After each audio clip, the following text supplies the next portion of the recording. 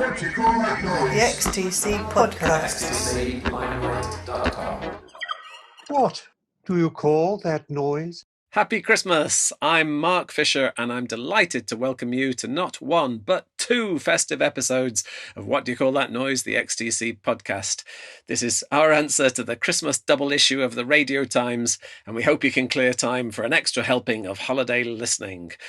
We're so happy and we want to share the secrets of happiness with you. With me today are my two cheeky Christmas elves. Merry Christmas, Mark Reed. Merry Christmas. Merry Christmas. And Merry Christmas, David. May all your Christmases be white. I've never heard that one before. Merry Christmas, everybody. Then riding in on his sleigh all the way from Ohio, USA is Chris Butler of the Waitresses. Merry Christmas, Chris. Hello to all. Merry Christmas. Happy Christmas. And counting down to Christmas party time, it's Andy Partridge of the Three Wise Men. Merry Christmas, Andy. Am I Casper, Melchior, or Balthazar? Well, Balthazar sounds rather you. Yeah, exactly. I want to do all those gags about the myrrh. You know what? The myrrh, frankincense and myrrh. Yeah, Yes. frankincense. Ooh. We'll be pulling our crackers in a moment, but first, a thanks to the generous supporters on Patreon who include Pink Things, Humble Daisies and Knights in Shining Karma, who make this podcast possible.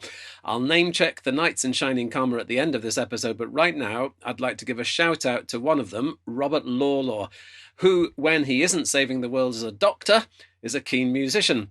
If you go to soundcloud.com/Robert Lawlor, and that's spelled ROBLAWLOR, you can hear songs such as this one, Christmas Cheer.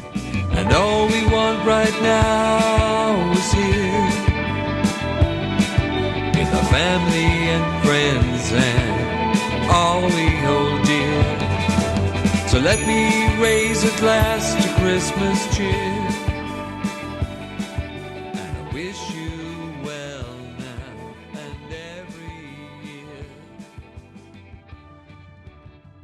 Now, a quick visit to the playground, and we're off to Germany, where we find Arthur and Esther, children of Rainer Fielder, talking about what makes them laugh when their first language is not English.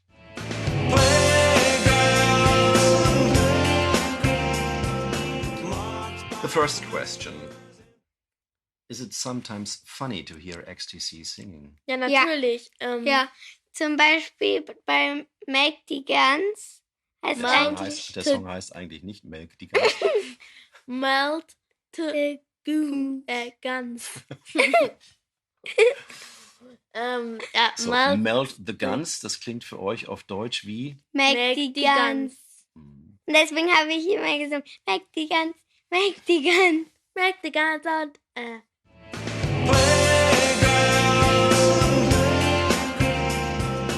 The joke there is that Melt the Guns sounds like Milk die Gans, which is German for milk the goose. Milk the goose could be what we do. Very good. What I intended. All intentional.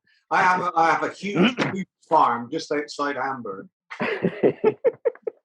We'll be milking the goose for the rest of this episode, but before we get on to all that, let's journey to Wivenhoe in Essex, where I found none other than Martin Newell. I started off wishing him a Merry Christmas. Merry lockdown, yes. Martin is well known to XTC fans as the writer of Christmas in Suburbia, from the wonderful Greatest Living Englishman album, produced by none other than Andy Partridge.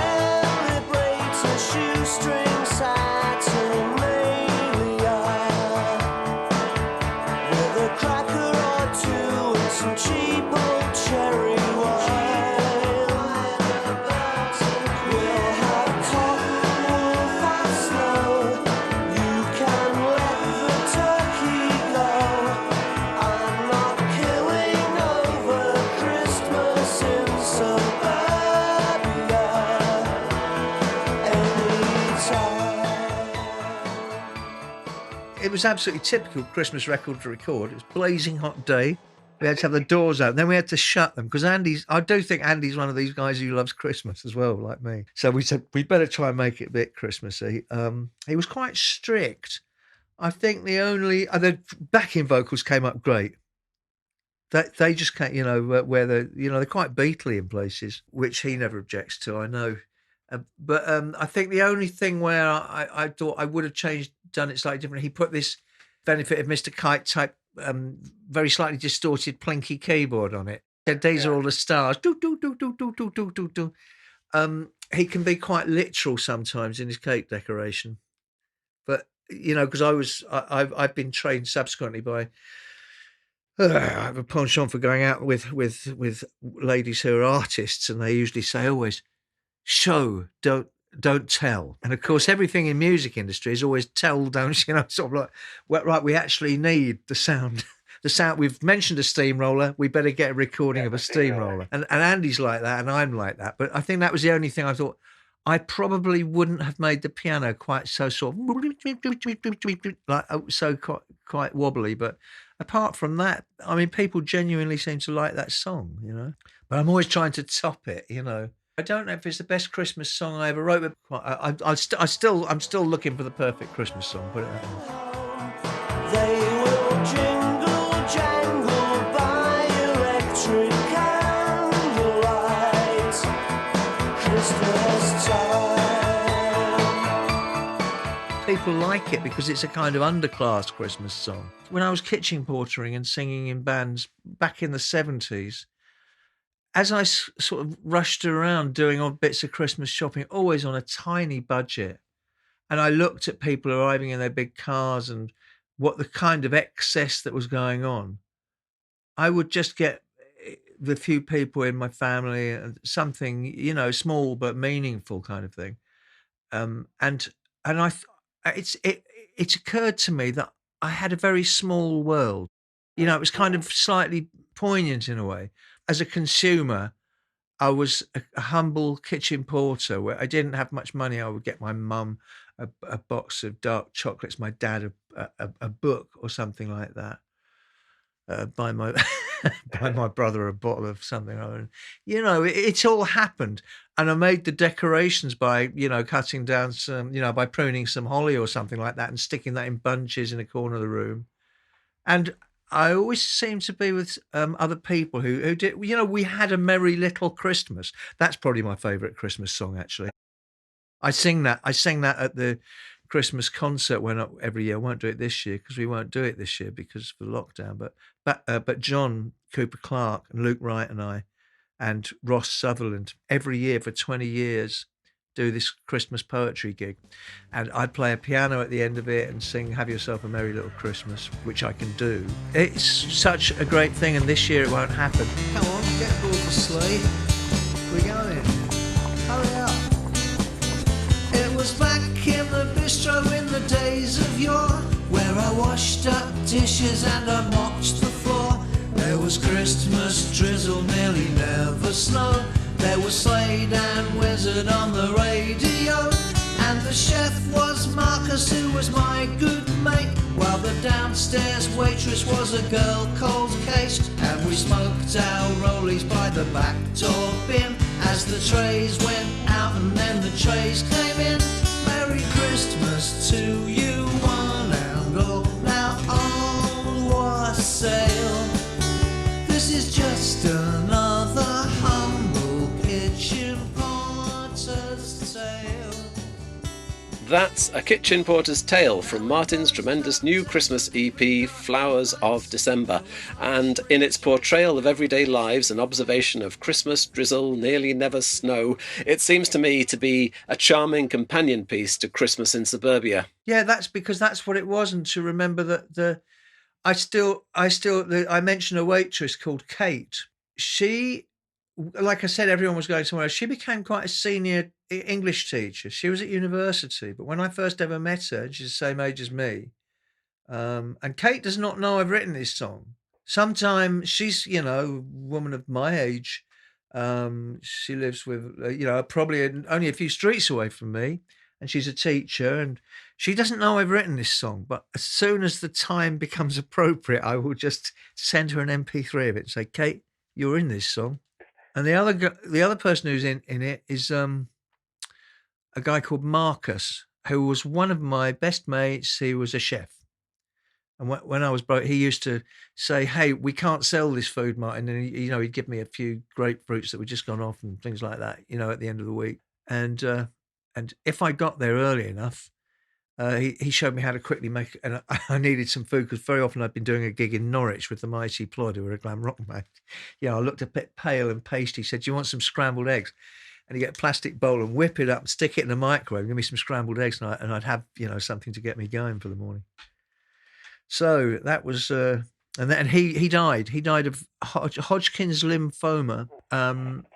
It's a young man. When he was 32, I think. He was just a little bit older than me, a couple of years maybe older than me. And it was the first person that I'd really known a lot and been very close to, a male contemporary who died. And I took it very personally. It was when that was 1984. So I got him into the song as well. And how the dramas that happen when you're working in a busy restaurant, the almost like there's a war raging during service. There's a war raging between front of house and back of house. All sorts of languages being employed, and sometimes people are in tears or they're just getting very miffed. But then when it's all over, when the service is over, the war is over, and at the end of it, this bonding happens, where the kitchen porters have gone off for a drink afterwards, even though because the tips have been good. So the kitchen porters go off to get trolleyed and, just sitting in a quiet pub and gradually getting soaked and thinking, bloody hell, we got work tomorrow. We better get out. It was kind of, maybe I over-romanticize it, but, it was pretty good. I mean, I did it on and off for about 10 years, kitchen portering. You're working in a steamy kitchen, it's raining or drizzling out there, but at some point, as we get further into December, it does get colder, and East Hill is a place in Colchester where I used to kind of live in a flat opposite a church called St. James the Great, and I would see the priest rushing up the hill, with the wind in his face, I mean, I never went into that church, but I just know that's what happened because I know a bunch of drunks who used to. On Christmas Eve, they'd say, "You're coming to midnight mass," and I'd go, "No." I said, "Oh, it's brilliant. You want to do that? It's really special. They light candles and all the rest of it." I say, "Well, I can't really do that because I've never been brought up under the umbrella of the church. So I know that the church welcomes people of all faiths and none. But I just felt it was a bit rich for me to go, well, yeah, it's Christmas Eve. What the hell? I've had a drink. I'm going around there." And I also thought, what happens if I need a piss or something? What do I do? And I've been in the pub, so I didn't kind of go, but I was just writing that a lot of people did. You would see, at midnight on Christmas Eve, see people going up the hill and the priest going up there. So I put that in to just remind people that actually Christmas is, a spiritual occasion. And even though I don't belong to that particular group of it, I respect that. And I think it's good. What's wrong with, peace and being nice to people?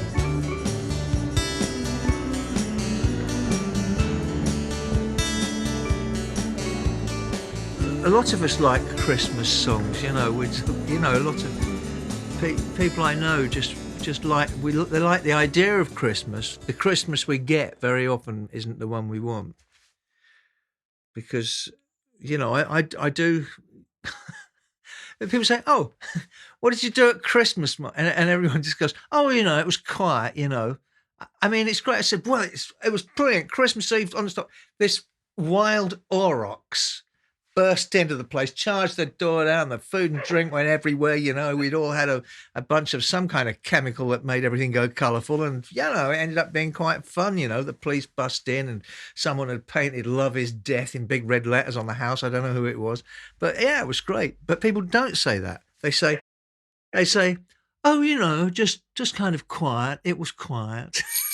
What I do usually is, I like kind of cooking. I like doing a Christmas Day breakfast, some scrambled eggs or something and some kippers or something like that. Something, where I can just sit down, and then I listen to Radio 3 very often because I don't want to, that I don't want the Christmas songs. But before Christmas, that's when I've got the Slade and the Wizard and all the rest of the stuff on, because I actually did love that stuff. And I was 20 in 1973 and had been in a glam rock band for 9 months or something like that, having been a bit of a naughty boy prior to that. I was 20 years old and I was washing up that Christmas, and the hits on the radio were Slade and Wizard. And I think that was the best pop Christmas ever.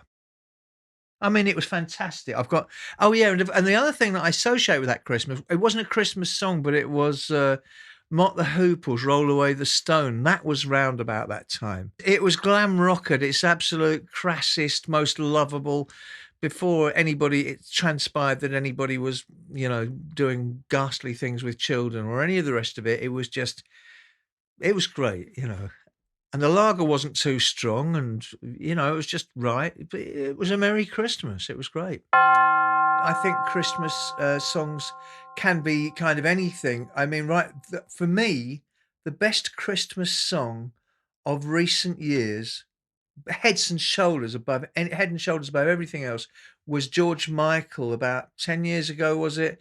A December song. I mean, that was brilliant. I would stop if I'd hear it in the morning on the radio, and I'd stop shaving, right? And even the scraping of my razor, I didn't want it interfering with me listening to this song on the radio. I just thought it was so good. And I think that go back a bit, quite a long way, the song Come to Me, Emmanuel, I think that's probably one of my favourite Christmas hymns. It's just so old. And God Rest You Merry Gentlemen. Yeah. They've got those kind of scales in them, or what do they call them, pentatonic or whatever. And I really like them. But I think there's room for a kind of space age Christmas as well. I think Christmas will expand or contract to take the ideas. I try and write a Christmas song every year now. Yeah, and I've soon enough. It won't be long now. I'll be able to do what the Americans do. It's not a thing here, but in America, it's been quite the thing since the 50s for an artist to make a Christmas album. I mean, the archetypal one, I suppose, is Phil Spector's, but there are other people who've done them. I mean, I could probably put one together. I did one very gothic sounding one. Well, I don't mean like a goth Christmas song. I'm going to have a black Christmas. I'm going to be so upset. And we're sung by Robert Smith, of course. I write lots of different songs. And last year, if I don't want to write about Christmas, occasionally I get in that mood where I think I'm not doing the Christmas thing or mentioning it. I'll write a song about just the season. But this year I've done both. This year I've written a December song and a Christmas song. First frost, look out the window pane. See the pale gold sun beckon me down the lane, where the fields lie still under sugar dust, and the season turns again. That's Flowers of December from the excellent new EP. And just before we say goodbye to Martin, what does he think of Christmas Wrapping by the Waitresses? I like. That's one of my favourite songs, The Waitresses. That's a wonderful Christmas song. That I remember from my Christmas poultrying days. 1981, I think it was. Yeah, it would have been 1981. I remember that very well. That was one of the ones that used to come up. I thought, oh, great.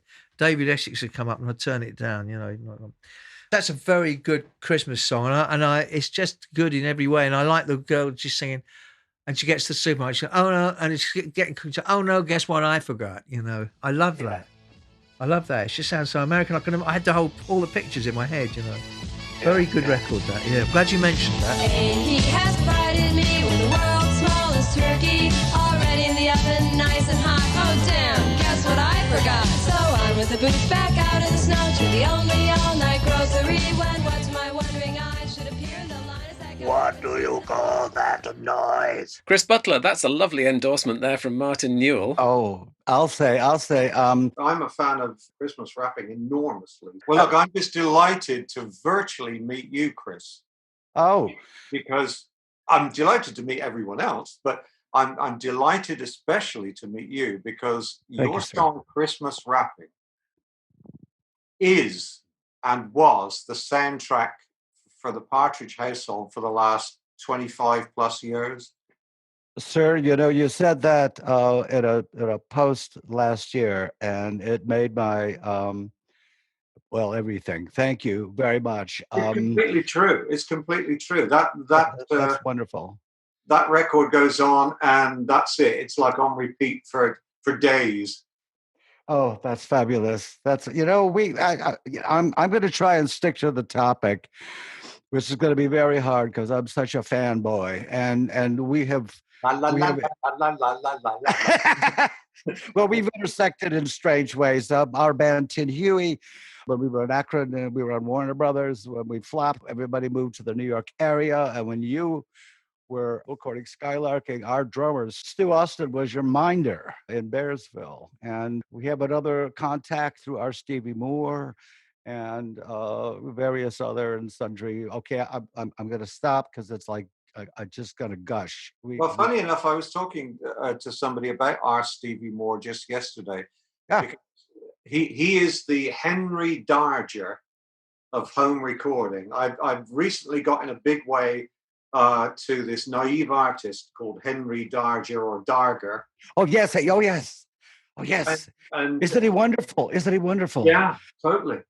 Oh my God! I saw. I was in Warsaw visiting a friend who was a Rhodes Scholar, actually an old landlord, and they have this amazing art complex, which is an old castle. It looks like a perfect white square castle, and they have art exhibits, and they had a Henry Darger exhibit in there, and the way they had to display his work, because he was so poor, he painted on both sides with the pieces of paper, and do you know the story that he died, and then his landlady found all this stuff, an Asian woman, well, they had to display his work suspended from wires from the ceiling so you could see both sides. Mm-hmm. Isn't it amazing? Yeah, it's great in the same way that it's troubling and naive and unusual, and there's so bloody much of it, just like our Stevie Moore. Yeah. I want to know the story of Christmas Wrap. I'll give you the 10-cent tour. Our band was on a label called ZE Records. ZE, Michael Zilka being the Z in the name, and he had a roster of very odd people. He had Alan Vega from Suicide and Lydia Lunch. We're not talking in general warm fuzzy people. Well, in like July of 1981, he came up with, he said, "Oh, Chris, I have a wonderful idea. We should be, why don't we get all our artists together and make a Christmas album with all our artists?" And I go, because we were on the road trying to hump I Know What Boys Like, and the song had kind of stalled. So we were playing every college town, and I needed this like a hole in the head. And I really hoped that he would forget the idea. But come September, he said, "Oh, Chris, I have booked you at Electric Lady Studios to record the Christmas song in 2 weeks." And okay, all right. So got to come up with something. So take a little bit of this and a little bit of that, and grunted to a tape recorder the parts, and okay, I need a story. I need something. I'm frantic right now. Christmas is no fun for me. I had a bad family upbringing, and I'm in New York, and I was a freelance writer, and everybody hangs up the phone December 1st except me, because I'm living hand to mouth, and so I have to take all these deadlines that are really fast. So everyone else is having a jolly good time for Christmas, and I'm working away. It's no fun. I'm a Scrooge. I don't want this. New York is wonderful in Christmas time, but I can't put myself in that head. It's August, but okay, all right. Work, come up with something. Oh, Henry twist. Get that franticness about not wanting to do it in there. Blah blah. All these little parts, and then okay, how am I going to end this thing? Wow. Oh, we needed. It's so cynical. We need an Oh Henry twist ending. It'll all work out okay ending, and scramble. Literally finishing the lyric. I know it's a cliche. Literally finishing the lyric in the taxi cab over to the studio, riding on a legal pad. And we had rehearsed the backing track. We were a very good band. We were very, very good players. So, and very very dedicated. So even if this was going to be a one-off, we definitely, put some effort in. Our best effort into it in terms of the arrangement and all this. And I had little bits. I had a bass line, but that's it. Tracy, you're a genius. Take this and run with it. And I had a horn line that was supposed to be like a Salvation Army band break, because on the street corners of New York, you have Salvation Army donation buckets and brass bands everywhere. And okay, so we need a, Mars, here's this horn line orchestrated, please. Okay, so we go to the studio. There's a wonderful producer engineer on staff, Michael Frondelli, and we got along with him great. And we had 3 days to do this, which was, I guess, pretty generous, really. So we did our backing track, and I was a Fender amp guy, and I had never played. I was poor. I never had anything, classy like an AC30 or a Marshall, but they had a Marshall there, and I plugged in a Blue Box guitar, which I still have, and out came this glorious roar. I thought, okay, I'm hooked. So that took care of me. And Patty, our singer, was looking at all these pages going, Jesus Christ. It's okay, we'll stop, we'll punch in, you can catch your breath. And we did our backing track rather quickly, and then spent a good day trying to wedge her in and giving her oxygen spaces to get all these damn words in this thing. And we were able to do it and mixed on the third day and turned it in, said, we're done. Okay, back on the road, and, forgot about it because we had done our bit, and the matter at hand was to try to promote our single. Well, we were in Rochester, New York, playing at a club, and I called my girlfriend in New York and said, hey, I just checking in. And she said, man, you are all over the radio. And I go, finally, all this humping I know what boys like, finally it's paid out. No, it's your Christmas song. Christmas? Oh, that? Really? Oh, okay. So we learned it at soundcheck and played it, and it stayed in the band's repertoire until we collapsed and burned. But that's the story. It came out it was actually done before our album came out. It came out on ZE's Christmas record. But doggone if the radio stations didn't pick up on our song, and it broke in New York and Boston, and then Washington D.C., and it has never ceased to amaze me because who knew? I just love the fact that you recorded it and forgot about it. Yeah, done. Exactly. On one hand is a toss up, but on the other hand, no, because it was the opportunity to record, and we were trying to be as professional as possible. So we tried to make a good thing, but we didn't think much of it. How do you feel about it now? Are you still fond of it? Do you resent it? I am kind of over my Scrooge phase many years ago, but that doesn't mean, that doesn't mean I won't be at the mall or something buying something for someone who I don't really like, but I've got to give them a gift or something. I'm all grumpy again, and God damn, that song comes on the radio, and it's like I paid it forward to get me out of my crappy mood. And it goes, come on, man, lighten up. I got to tell you, over a car radio on an FM station with all the EQ and compression that they have, boy, it roars. It just roars out of the speaker. I'm kind of impressed, I have to say, at this later date. The Stooges with tinsel. The Stooges. Oh, please, may I quote that, sir? I'm going to write it down. That's beautiful. The Stooges with tinsel. Well, it died. I mean, it had a couple years, and then it went dormant. It was fallow period for maybe good 10, 15 years. And it haunts our house every... In fact, I made a list a vast mass of paperwork here. I made a list of all my favorite Christmas things that get played to death at Christmas, but we'll come to that in a while. It's funny because the Christmas wrapping is more popular in the UK than here. I mean, it gets played, but boy, UK is thank you. You're keeping me in ramen and pretzels through the year. I really appreciate it. Hardly living the high life, but it does pay the bills. And how did you get Patty to approach the vocals? Because it's basically a short story, isn't it?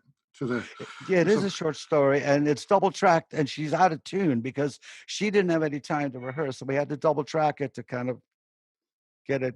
But it's very much. I think that's one of the appealing things about. Yeah. Double tracking speech that's really blurred and. Yes, exactly, and it covers the clams, but that's what the wonderful tool of double tracking. It's an effect you can't plug in; you just have to do it. Yes, and she's a trooper. She was a trooper, and got it, and it took a minute, to finish it, but it's like page, and it's a short story. Particularly in this case where you've got so many syllables to get into.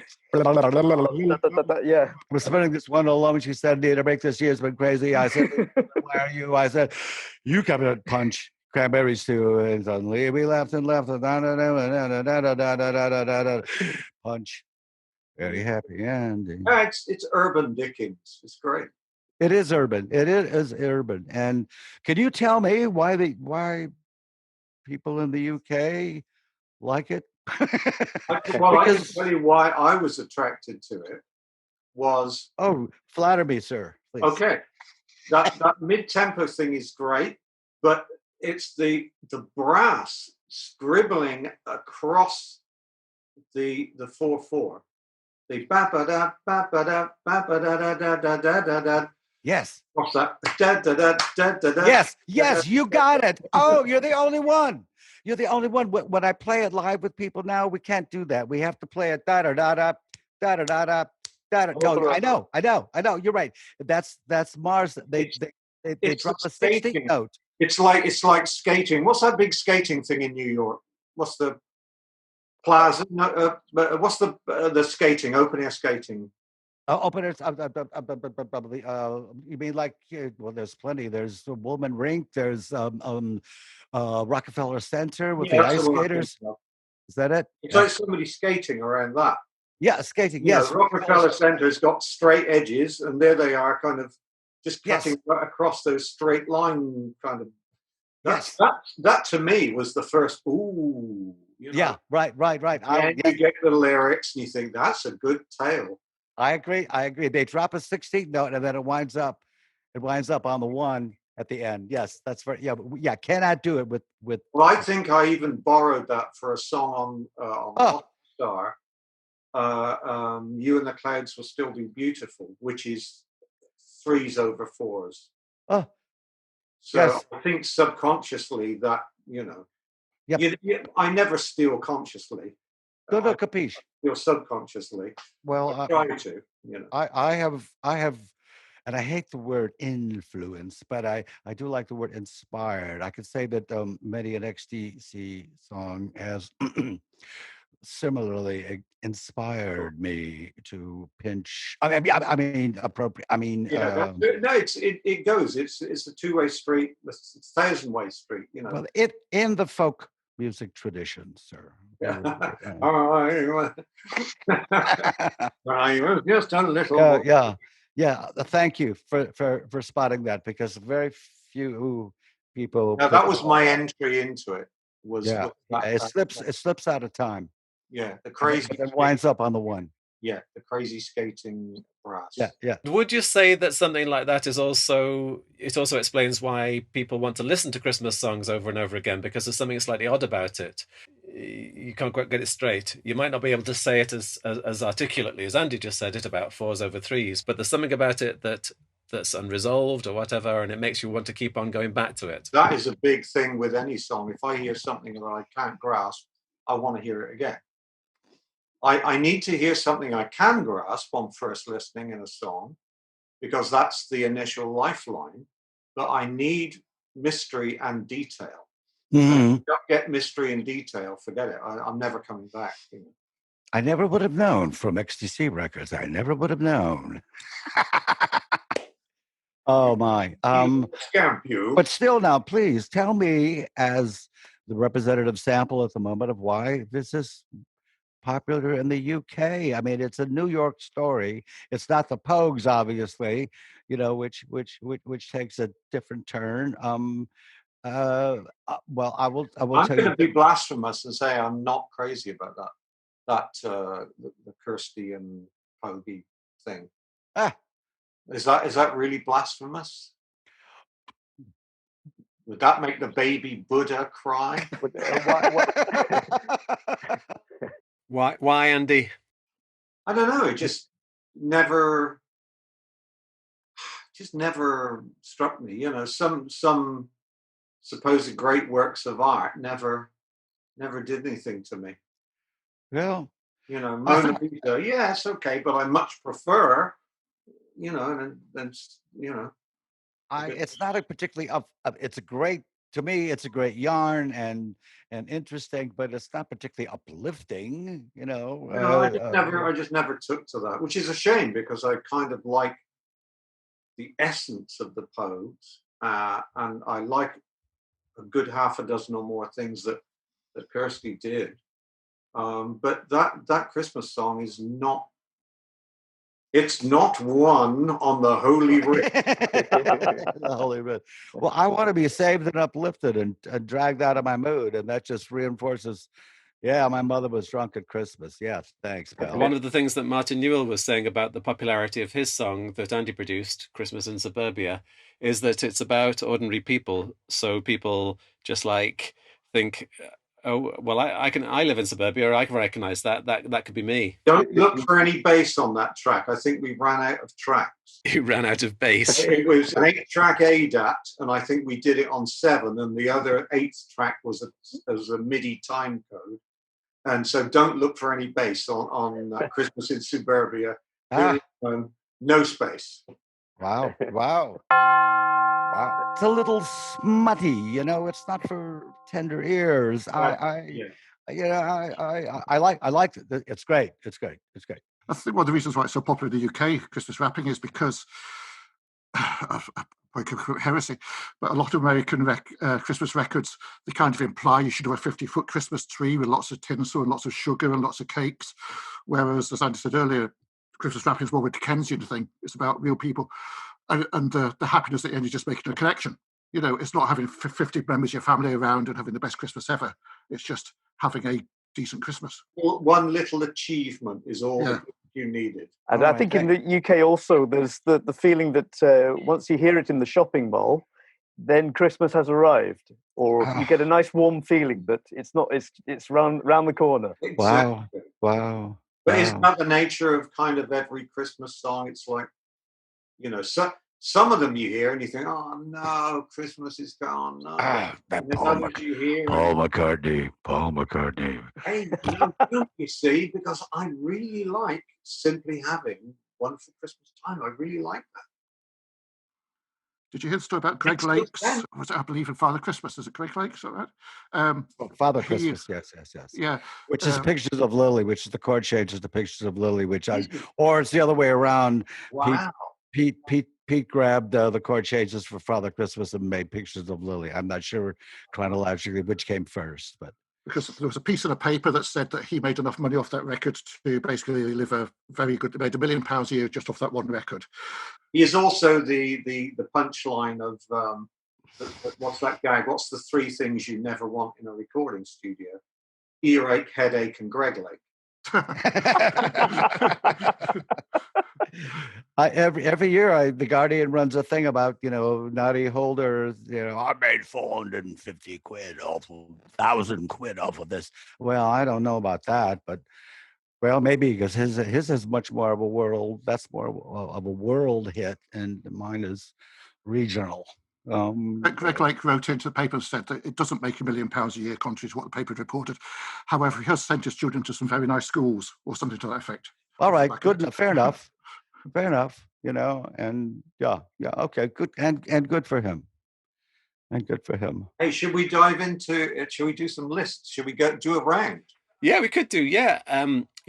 So why don't we do that? Because underlying that question, though, Andy, is that you are a fan of Christmas songs. You like Christmas songs. I do. I can't help it. I mean, especially these six. Let's do a round where we each pick a song and kind of talk a little about it. Sorry to interrupt. Keep listening to the second instalment of this Christmas double edition of What Do You Call That Noise, the XTC podcast, as Andy and Chris take us through some of their favourite seasonal songs. Coming up in the next part, you can hear about a Captain Beefheart song that never was, The Secret of the Zippy Zither, and John Leckie's outrageous story about being in the studio with Phil Spector. Thanks to Martin Newell for talking to me in this half.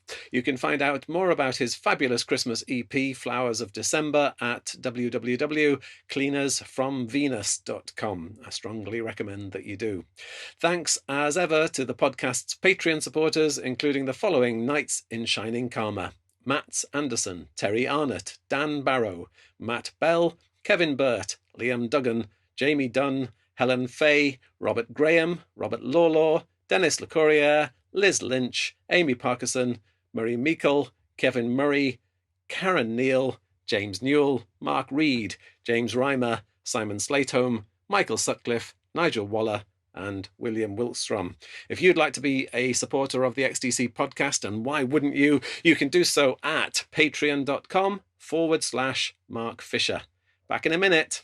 What do you call that noise? Head to xtclimelight.com, where you can buy my 2 XTC books. First, there's the XTC Bumper Book of Fun for Boys and Girls, which is an anthology of Limelight, the XTC fanzine I made from 1982 to 1992. We had a couple of lifelines to the world, and Limelight was one of them. So the book is the XTC Bumper Book of Fun for Boys and Girls. It's stunning. It features new interviews with XTC members, including Dave Gregory. So I just took a deep breath and thought to myself, well, I wonder how long this is going to last. We're going to enjoy it as long as I'm here. Colin Moulding. That mixture of bittersweet is more powerful than all one flavour. Terry Chambers. We enjoyed each other's company as much as sort of playing. And Andy Partridge. So how did I go from being an illiterate peasant to being a well-read peasant? It's a big thing, and you can hold it and you can pick it up and you can open a page and go, oh right, here we go, we've got some letters. It's just a delicious thing to dive in and out of. Thank you, Ian Lee. And then there's What Do You Call That Noise, an XTC discovery book, where you'll find more from the band, plus commentary from musicians including Anton Barbeau. For me, it's just simply a life-changing song. Anne McHugh. It's like a painting by Van Gogh. Jason Faulkner. XTC probably made the most impact on me of any band that I can think of. Chris Butler. If there's anything more classic XTC, this is it. And Rick Buckler. It was well produced as well. It had the support of a great producer. I mean, it really sounded strong. Order your copies of both books at xtclimelight.com. It's a paper and ink net, the internet with added staples.